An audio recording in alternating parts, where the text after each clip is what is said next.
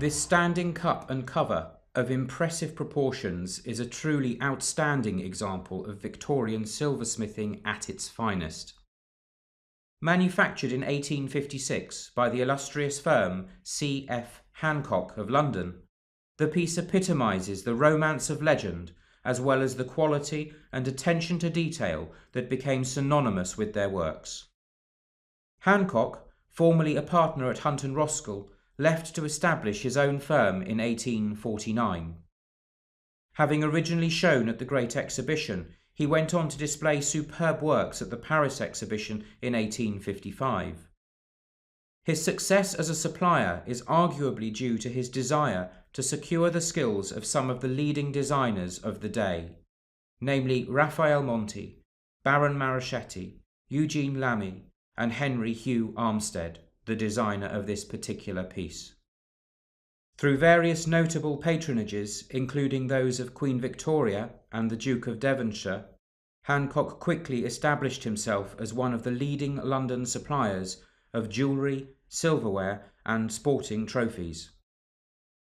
He was the creator of many historical pieces, including the famous Devonshire Gems parure, created in the same year as this cup, and worn at the coronation of the Emperor of Russia in Moscow.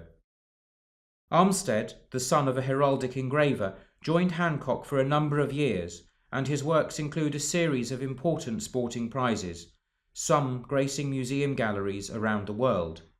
These include the Doncaster Cup of 1857, residing in the Victoria and Albert Museum, London, the Tennyson vase displayed in the Carnegie Museum, and the Stockbridge Cup, which is actually in the form of a charger, being displayed in the Metropolitan Museum of Fine Art.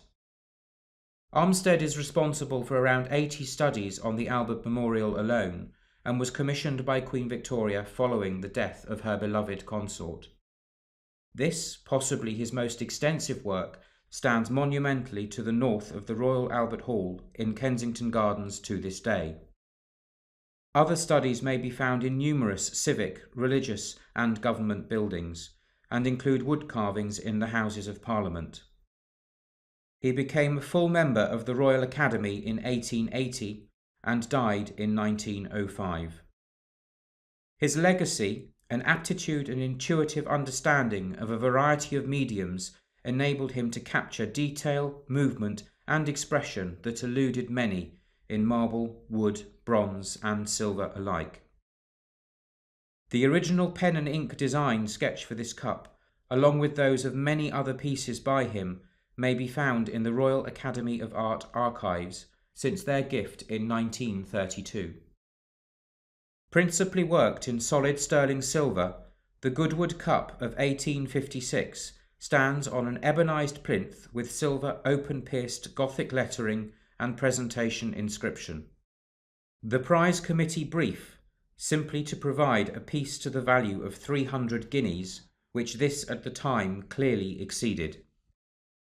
Following the form of a shallow tazza, the spread base features twin cast and applied writhing dragons and puto supporting opposed armorials for Queen Elizabeth I and Queen Victoria. The stem further decorated with similarly opposed profiles for the two monarchs. A wide, shallow bowl with alternating floral chased panels and diabolic masks holds the shallow cover chased with a quartered floreat motif and a beaded border. Topped by an exceptional solid silver sculptural figural representation of Prince Arthur as champion of Una, smiting Orgoglio the giant, resting on a bronze nest of dragons that stands some 10 inches alone. Overall, the piece stands 33 inches tall, near waist height, and about 17.5 inches at its widest. The cup and various mounts are individually hallmarked with the duty stamp, date letter for 1856, and the maker's mark of C.F.H., the base being signed C.F. Hancock, Fachet, London. This cup is believed to have been made as one of a series of studies depicting the Arthurian legends, as recounted in Spenser's epic yet incomplete poem The Fairy Queen of 1590.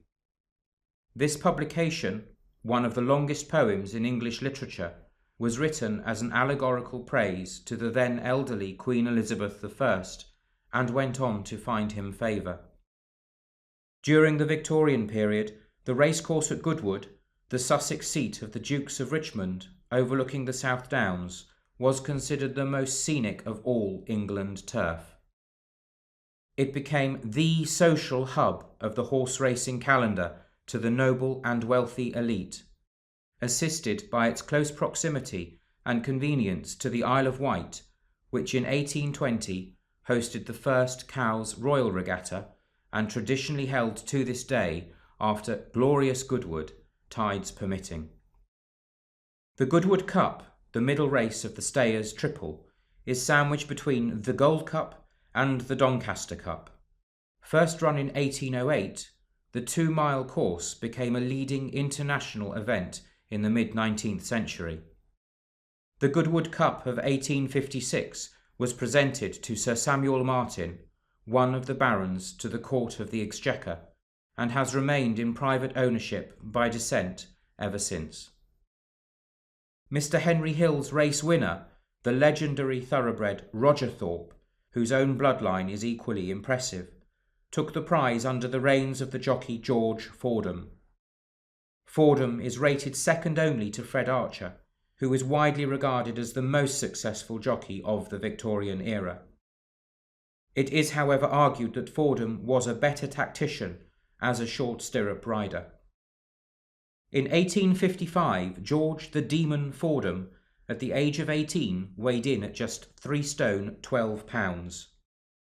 His habit of playing pranks on fellow jockeys and trick of pretending his horse was in distress before pulling away to steal the race earned him his well-deserved nickname. Ranking as number 7 out of the 10 greatest jockeys of all time, he had 108 wins in 1856. In 1866, his best season, he notched up a commendable 166 wins. He rode 6 consecutive winners at Stockbridge in 1867, and across the Channel he had similar success, taking the French Derby twice and the French Oaks. Pieces as worthy as this, and with such provenance, seldom come to auction, and when offered have consistently achieved high hammer results due to their scarcity. It is unsure just how many pieces from these original collections survive unaltered, if at all. Fellows are delighted to be able to offer this piece of history with a pre-sale estimate of £18,000 to £25,000.